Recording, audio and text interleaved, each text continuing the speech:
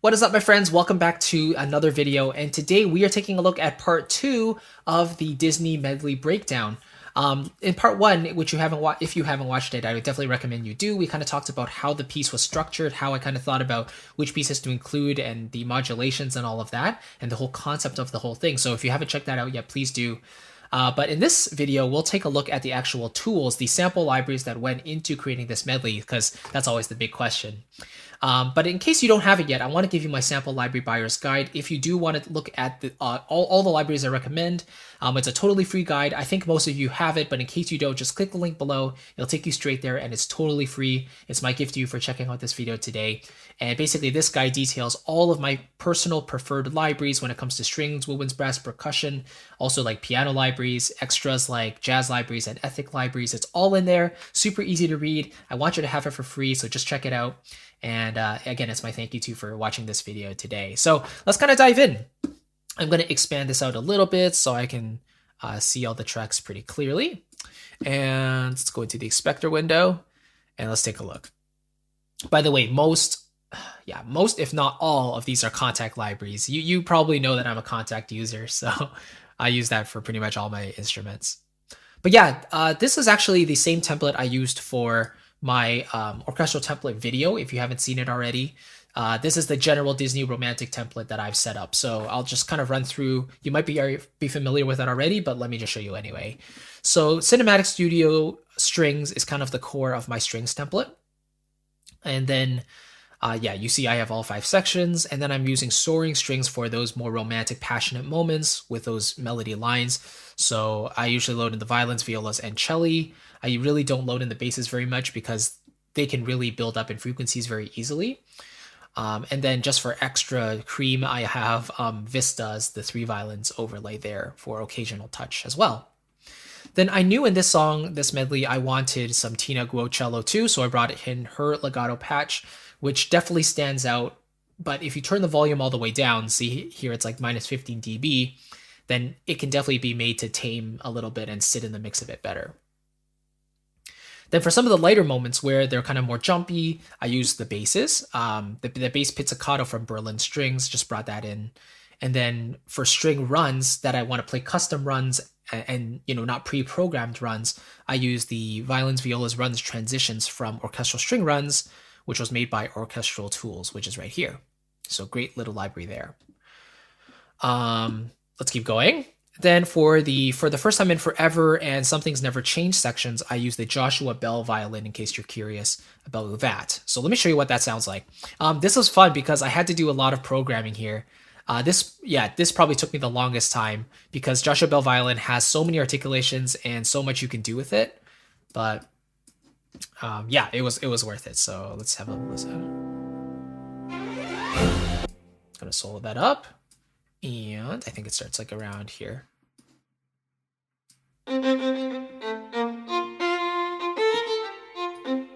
True, it's not going to show here because I bounced it to audio, but you can just have a listen.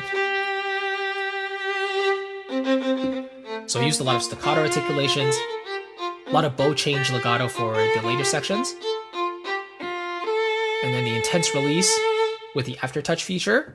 And so that was a pretty big part of it as well. Then in terms of the solo strings, I just wanted a little bit of extra detail in some of the soaring violin passages, so I brought in the CSSS violin 2.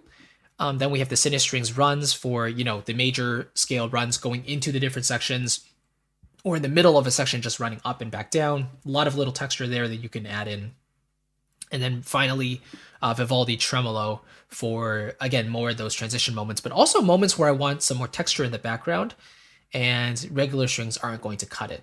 So then I wanted some of the Vivaldi tremolo there. Very intense sound for sure. Let's kind of move on to the woodwinds. And I kind of used, more of each instrument section than I thought I might, because again, there were so many different styles I wanted to cover. So that's why I used more instruments than usual. But yeah, the core of the winds template here is the solo flutes from CSW, solo oboe, solo clarinet. I also used the bassoon solo, originally from CSW, but there were a couple of little quirks that I found were desirable, so I switched to the Berlin woodwinds bassoon. Then I also used the solo alto flute from CSW and the solo English horn, as well as the contra bassoon for some of the low end. I believe I doubled the tuba sometimes with the contra bassoon, which is nice, and the double basses too. Then for pre-recorded runs and all that, and textures, of course, Hollywood Winds, the major scales. Tutti staccato I use definitely for the for the first time in forever to have that jumpiness, for there. Unison tremolos are kind of like as it says, so and just going back and forth between two notes adds a little texture there among the runs. Solo English horn legato is from the Berlin Woodwind Soloist Library. And so that was beautiful. I used that for When She Loved Me. Again, another major scales. I brought that in because I wanted a bit of a tempo change. So that's that reason there. Flute 1 trills from a whole tone to a fourth. So I had an extra flute patch there that I just wanted to do some extra trills. Just custom trills there. And then finally, little piccolo, which I didn't use that much though, but it is there for some accenting of the melody lines there. So there we go. Let's get into the brass. And generally, I don't use the brass for declamatory purposes unless I'm doing some sort of like up-tempo, military style piece, or in one of my pieces, Path to Freedom, you can hear the French horns there really blaring out. But generally for this type of style, it's more romantic in nature. So CSW has a very consistent legato, consistent dynamic range as well. So I loaded up the solo trumpet, the solo horn, 4 horns patch as well from CSB. Just a very playable and consistently programmed library there. Love Cinebrass core, so I brought in the trumpet ensemble articulations, trombone ensemble articulations. I don't believe I used the trombones at all, actually, in this medley, so that's the only one, probably. I definitely use the tuba from Cinebrass Pro. The 2 horns ensemble I use a lot for pads, like actually holding out the instruments. Filling in the harmonic holes in the mid-range, which is really cool. And then I did want some smooth horn legato as well. Then from Cinebrass Sonora, it just creates a nice alternative tone as compared to CSB. A little clearer, rings out a little better. Definitely a beautiful, beautiful patch there. And then one more brass patch, the 6 horns ensemble articulations from Cinebrass Core. And I use this specifically for the da-da-da-da-da part. Where is it? Here. You hear that right there? I believe that's a 6 horns ensemble articulations. So really nice Sony sound. Cinebrass is just a beautiful, beautiful library. All right, let's take a look at percussion. And this one is specifically Cineperk, I believe all the way, well, not all the way through, but most of it. Timpani, bass drum, snares, drum kit, which I used for the Some Things Never Change. Wanted a bit of a different texture there. Cymbals, of course, glockenspiel, classic Disney sound, tubular bells, shakers, which I used for Metropolis Arc 3. Love this patch. The Celeste, again from Cineperk Pro. And then here I brought in Damage 2 specifically for the lower hits. And this is just a default patch that literally comes with the Ensemble Designer. So yeah, I use that as well in Let It Go and For the First Time in Forever. And Some Things Never Change, I believe. And then finally some claps and snaps just to fill in those gaps in the middle. And then finally, for the extras, I like to label them in green simply. It just one of the colors I haven't used yet for the main section, so I just use green here. For choirs, I use the time macro choirs, so the ahs and the oohs. Then we have the Metropolis Arc 1 choirs, the men and the women. And then I brought in the solo soprano angelic and solo soprano operatic legato ahs. I don't believe I used. Oh no, I do think I used both of them actually. Once in each, once in different sections. Concert harp just for the typical plucks. Harp glissandi, which are pre-recorded glissandi, which I use to transition into new sections or in the middle of sections. And then cine piano, of course, for filling in the pianistic textures there. Low chords, from Cine Orc, great little library there. Fills in and glues the production just a bit more together. Shaker ensemble again, and then this is a really cute little patch from Metropolis Arc 4, marimba, xylophone, and piano all layered together. Really lovely sound there. And I use that right here.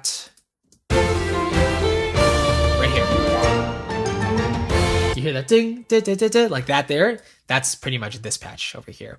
It's also layered in with some of the shorts from Cinematic Studio Strings, but generally that's the case.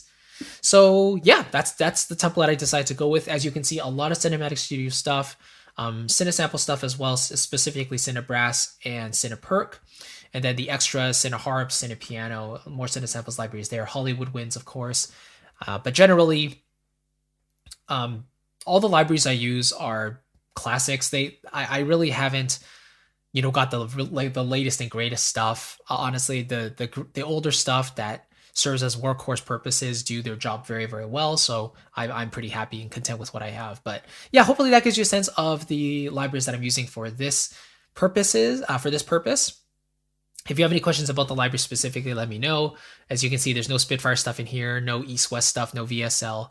I'm just using the core stuff that I usually always use. Berlin stuff as well is in there. So yeah, that's pretty much the case. Anyway, thank you so much for watching. This is part 2, and in the next part, we'll kind of break down a little more and we'll start talking about the musical aspects, go a little bit more in detail. So hopefully you're excited for that. Anyway, again, if you don't have that Sample Library Buyer's Guide yet, you need to have it because you probably do have questions about the library. So it's totally free. Just click the link below. It'll take you straight there. And it goes through the different libraries I use and personally recommend on a daily basis. And yeah, if you're curious about, your next purchase, what might be some good ideas to look for, then that guide will share everything with you. So again, it's totally free. Just check it out. Click the link there and you can download it as my gift to you for watching this video today. Thank you so much. I really appreciate it, and I'll catch you in the next one. Take care. Bye-bye.